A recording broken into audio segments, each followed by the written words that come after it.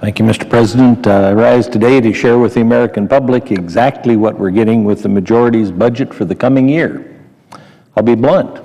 It's not good news. In fact, after 4 years of not bringing up a budget for consideration by the Senate, what the majority has offered is a severe disappointment. We have got to grow the economy, not the government. But unfortunately, the majority's budget focuses on growing the government. More taxing, more spending, more government. During our last break, I had an opportunity to travel around Wyoming. I did about 2,000 miles, and I did a bunch of listening sessions.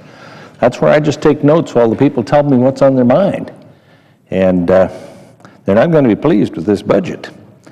In fact, they think that the best way to grow jobs is to cut government. And they were very adamant on making sure that the sequester happened, which would be the first real cut in government that we've had in forever.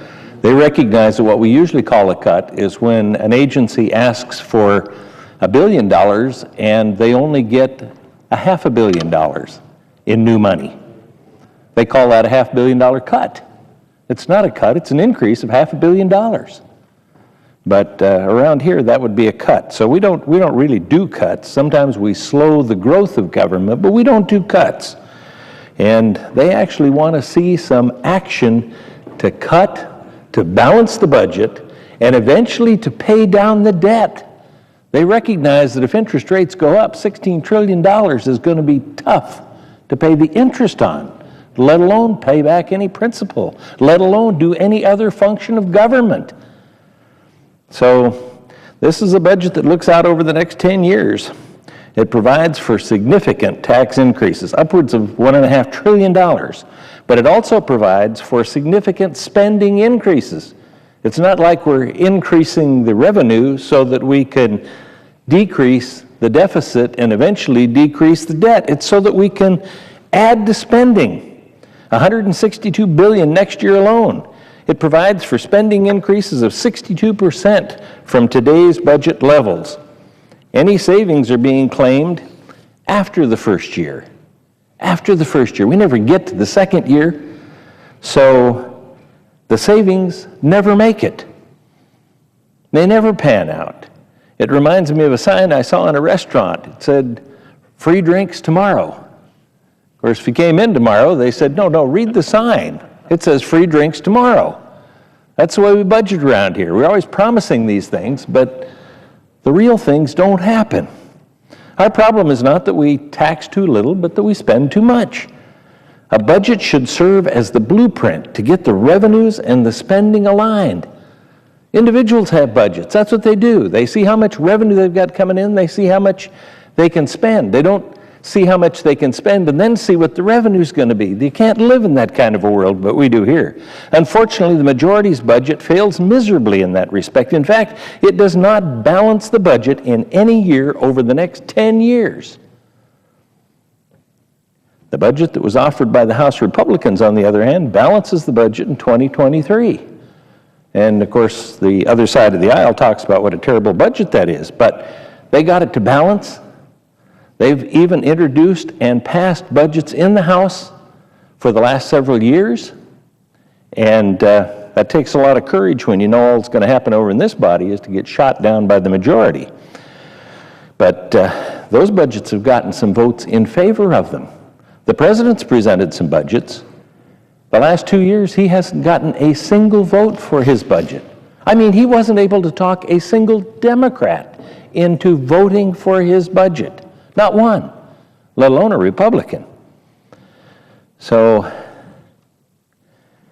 the budget that was offered by the House Republicans balanced in 2023, and I've introduced a bill. It's called the Penny Plan, and that cuts spending by 1% from every dollar for each of the next 3 years. If we could do that, true cuts, 1%, each of the next 3 years, the budget would balance in 2016. I really think that's where we need to be, not 2023, 2016.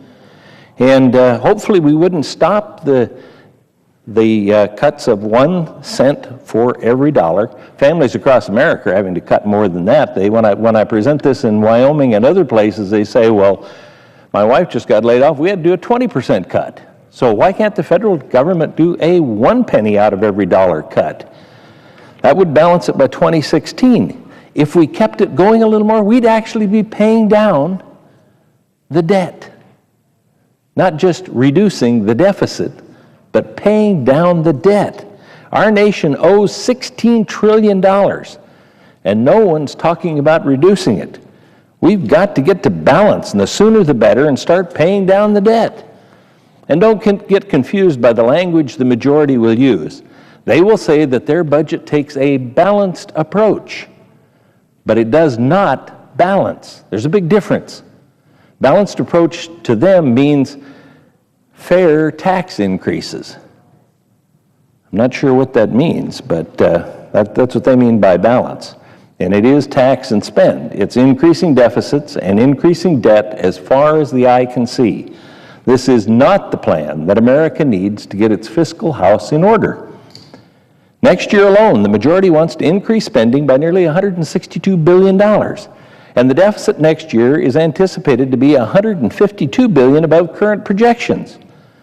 Over the next 10 years, deficits are expected to total $5.2 trillion if we adopt the majority's budget. That's $5.2 trillion in addition to the $16 trillion we already owe. That's not balancing the budget. That's not a balanced approach.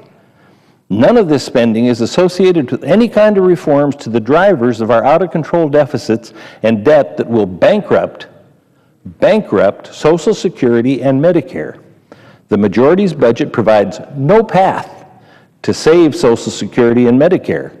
They're hoping the Republicans will do that and take all the flack that's involved for it. Well, if we do it soon enough, there isn't as much flack as if we do it later. It's been a shame that we've been 4 years without a budget, and when the majority finally gets around to doing it, they don't even address this biggest driver. Earlier this evening, the majority leader commented that we can learn from the bipartisanship shown by Senators Mikulski and Shelby on their work on the bill that will fund the government for the rest of the year. I think it was a massive opportunity and expenditure of effort that they did. But what I want to point out is that they had the opportunity to work things out together. Together. That's bipartisan. That means sitting down together and figuring out what both sides think are the priorities and seeing if there isn't some way to put those into a single budget. I know it hasn't been done in years, but it's something I'd imagine American dreams about.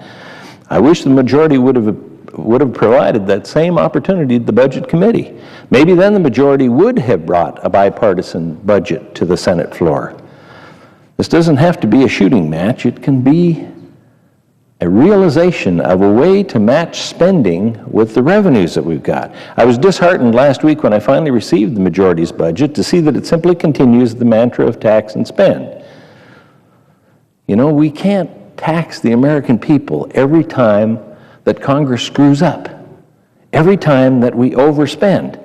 And there are a lot of ways that we do overspend. One of the favorite things around here is to propose a grand new idea. And since that grand new idea would have a huge price tag on it, we reduce it by saying, we'll just make it a demonstration project. We'll just do it in 5 states to start with, very minimal budget, and that will prove the value of this project. And practically everyone shows that they're a valuable project. Well, at that point, the local governments or the state are supposed to take them over and sell it to the rest of the country so that everybody winds up with this tremendous project. That's not what happens. They come back the next year and they say, this worked phenomenally, and so we need to expand it to all 50 states because everybody deserves a great program like this. Well, we just increased it from 5 to 50, so we just increased it tenfold at least. And chances are pretty good that some of those projects were done in small states. So when you put them into big states, there's even bigger blow up of the budget. That's the way we bust the budget around here, just one of many ways. Now, rather than looking for waste and abuse and duplication in government spending, And we know there is some. The majority simply decided to ask the hardworking American public to send in more of their hard-earned dollars to Washington to pay for more spending. These tax increases that the majority calls for will hit the middle class. Now, they say it won't hit the middle class, but we did some of the rich, and I noticed in the alternative minimum tax, that's a great phrase. That sounds like everybody ought to be paying tax, and that's kind of an American principle, but it isn't something that happens around here. Over 50% of the people don't pay any tax now. But we had this alternative minimum tax so that the rich would pay more. Well, inflation changed it so that 34 million Americans are being hit by that in the middle class, and consequently we changed it. That's what we do, and we try and mess around with classes of people. To my constituents back home in Wyoming and fellow citizens across the country, let me be clear. It is your money, not the government's money. That's what they were telling me as I traveled around Wyoming my 2,000 miles and did listening sessions. They said, it's our money. As legislators, we have to do a better job of taking care of the funds they provide us and ensuring that it's spent wisely.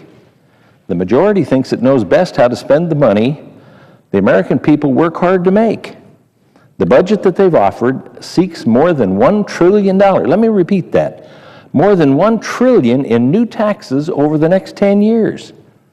And debt that'll still grow by $7 trillion. That'd be $23 trillion. That's a lot to pay interest on.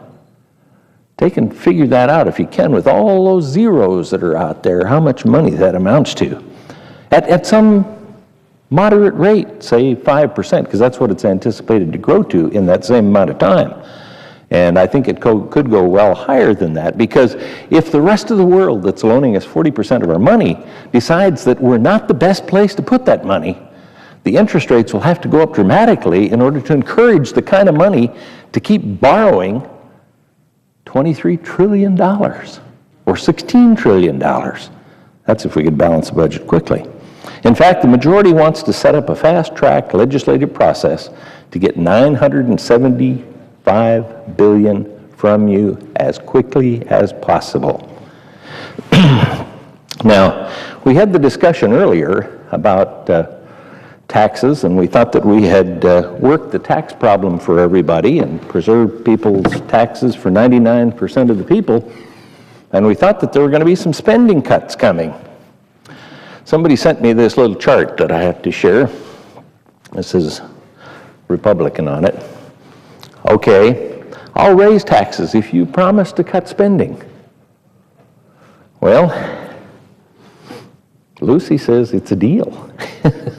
But we've been watching this cartoon for years and years, and we know what happens. When we go to pick up the spending cuts, the football suddenly gets lifted out of the way and we wind up on our back. The American public winds up on its back. That's not the kind of spending cuts we're looking for. We're looking for some real spending cuts. Not just to decrease in the growth, but some real spending cuts. And there's a way to do those. Wyoming has been faced with probably an 8% in reduction in its income. How did it handle it? The governor, seeing that coming, got a hold of every department and program and said, I need a plan from you for how you would cut 2%, how you would cut 4%, how you would cut 6%, and how you would cut 8%.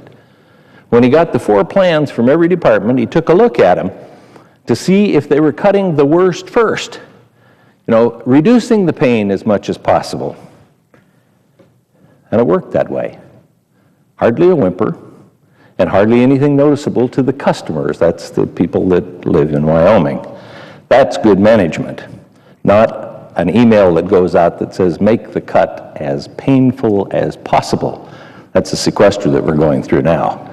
That should never happen in any kind of a managed business or a managed government. I guess that would be saying that it's not a managed government. Now, when we took up the budget in committee last week, I offered an amendment to strike the language that provided for the fast-track tax increase process. My amendment was meant to ensure that the tax reform would be conducted in a bipartisan manner to generate a more efficient, fairer, and simpler tax code and spur economic growth. rather than raise revenue through legislation that can be passed with a simple majority here in the Senate. A simple majority vote would ensure that the minority party's views would receive little, if any, consideration. We'd have no input. Debate time and the number of amendments that could be offered to improve the legislation would also be limited. We need to have an open process where all members can have their voices heard. We simply need to stop deal-making and start legislating. We've had this system around here for a while where we work from contrived crises that have very specific dates at which the sky falls and the United States is demolished. And of course that does generate a lot of publicity and all of the media and everything leading up to that crunch. And a group goes off and makes a deal. And we find out about that deal on the last hour. And our choice at that point is take it or leave it. Well, if the sky is going to fall and America is going to be destroyed, what's the choice?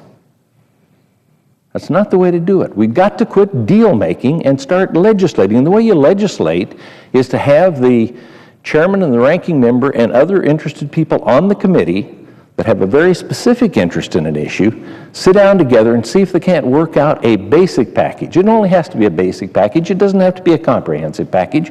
And this basic package would then go to committee. Now that's where the people can turn in amendments and improve it from their viewpoint. The reason we have so many people in the Senate and in the House is so that we can see as many unintended consequences as possible. But if it doesn't go through committee, we've turned those people off. We've said your views don't count, your amendments don't count, and consequently we don't wind up with a good piece of legislation coming out of committee. If you get it out of committee in good shape, you can get it to the floor in good shape. And if you get it to the floor in good shape, you can take additional amendments and improve it, maybe more. That's been my experience with it. Now, yes, there have to be some tough votes with that, and that's what we do. That's what we get paid for, legislating, voting.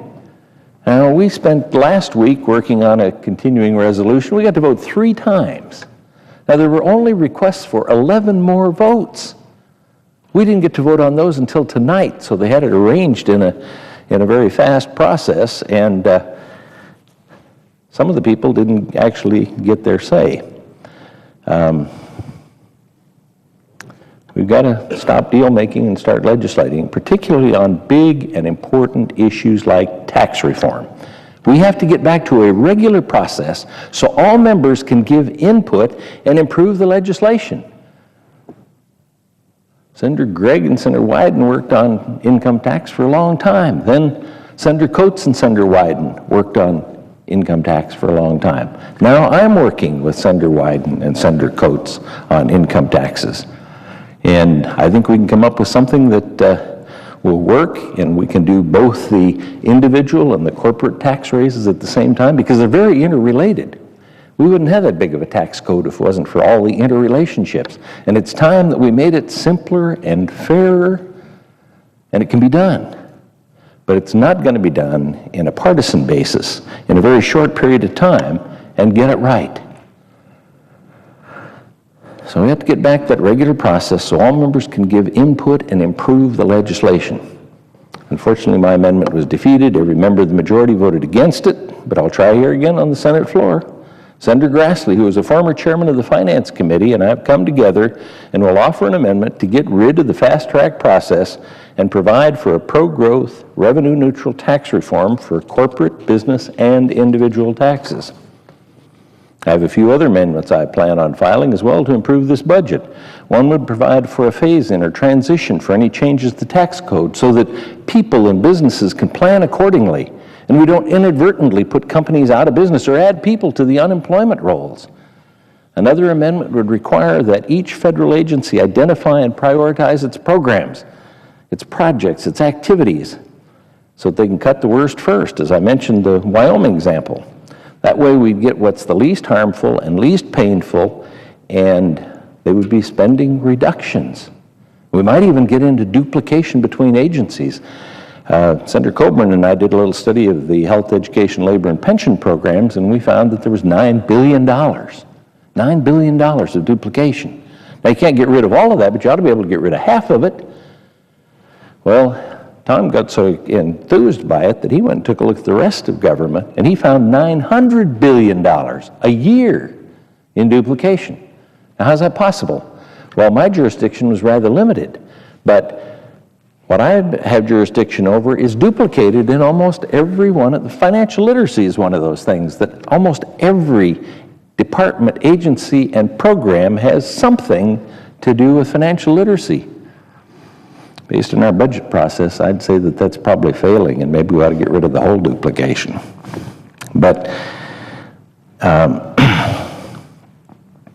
also file an amendment that would provide for protecting and restoring monies in dedicated funds, like the trust funds, so we don't steal money from other areas to make up for shortfalls, like the majority did with the abandoned mine land monies for 10 years that were owed to Wyoming, but instead were used to pay for a 2-year highway bill. And finally, I'll file an amendment reflecting the goals of Marketplace Fairness Act so that we put all businesses, whether brick and mortar, online, or catalog, on a level playing field with respect to the collection of sales and use taxes. The majority's budget would severely harm my home state of Wyoming. The more than $1 trillion in tax increases would mean losses in personal income, household disposable income, and job opportunities. Over the next 10 years, the tax increases would cut personal income in Wyoming over $4 billion. You got to remember, we're a small state. We finally got past the 500,000 mark in people. So $4 billion is a lot. It would cut household disposable income on an average of $26,000 per household. And there'd be an average nearly 1,900 job losses. Again, you got to remember, we only got 500,000 people. These tax increases clearly are not the recipe for fixing our ailing economy, and certainly not the answer for the hardworking folks back home in Wyoming. When you start with one party doing the drafting and those who wrote the budget hold the majority on the budget committee, you can expect the bill to be one-sided. If you keep on doing what you've been doing, you can expect to get the same results. Unfortunately, I believe that's what we'll see this week as we debate the budget here on the Senate floor. The majority kept us in the dark on the budget until last Wednesday evening. We had to present our opening statements in the Budget Committee before we even saw the budget the majority would offer. Now, I do have to say in the defense of the majority that that's the way that it's been for several years, both when Republicans were in charge and Democrats were in charge. That doesn't mean that it's right. If you want a good budget, you got to share the information and share it before people have to comment if you really want good comments. So then we had to turn around and start voting on the amendments the next morning in the Budget Committee, and we weren't part of that process because it was on partisan lines. I was particularly disheartened by one amendment that failed in a party line vote that was offered by Senator Portman from Ohio. His amendment was simply asking the Congressional Budget Office to provide additional information with the cost estimates that it provides on legislation affecting revenues. That's right, it was just asking for additional information, and every member of the majority voted against it. How could a request for additional information be so partisan? We can and must do better for our constituents and our country. Several weeks from now, we may see the President's budget proposal. Of course, he'll be late to the game since the House and Senate will have already acted on the budget. And that'll be the first time in over 90 years that'd be the case. By the way, his budget was due nearly 2 months ago. I anticipate it will include many of the same things that we have here in the Senate majority's budget: more taxes, more spending, more government. And as we're learning all too well with the majority's drive to repeal the recent spending cuts called sequestration, taxes generally go on forever, but spending cuts seldom make it through the year. Yeah, we were promised spending cuts, but the football's about to be jerked out. We've got to grow the economy, not the government. Unfortunately, the majority's budget has it backwards. It grows the government at the expense of the economy. I look forward to the debate on this budget and filing amendments to improve it, both for my constituents in Wyoming and my fellow citizens across the country. I know that the debate around here has delayed the beginning of the budget process so that we're going to be under a crunch. Perhaps it'll go into the weekend and give us an opportunity to do all of the amendments rather than just trying to fatigue us on Friday. I thank the chair and yield the floor.